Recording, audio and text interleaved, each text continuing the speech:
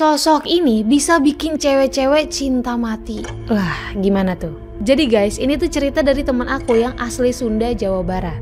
Dimana katanya ada cerita nih di daerahnya. Kalau dulu, itu kalau udah sore menjelang malam, perempuan-perempuan itu nggak boleh ada yang di luar rumah. Takut ketemu sama Korot.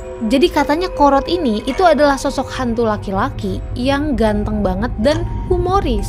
Duh, sambil ngemil enak kali ya. Nah katanya nih ya, si Korot ini itu sering banget menggoda perempuan-perempuan yang dia temuin.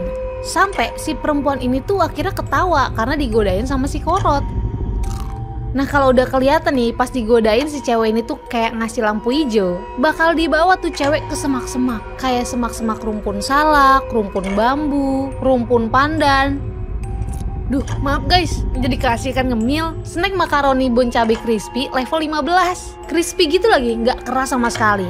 Rasa pedesnya, wah khas bon cabai banget.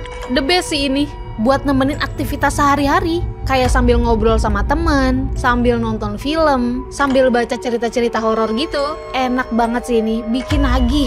Oke, kita lanjut cerita dulu ya. Habis dari kejadian itu, si cewek ini biasanya tuh hilang ingatan. Linglung gitulah, tatapannya kosong. Dan si cewek ini bakal sering ngigo kalau dia ini tuh mau nikah sama Korot.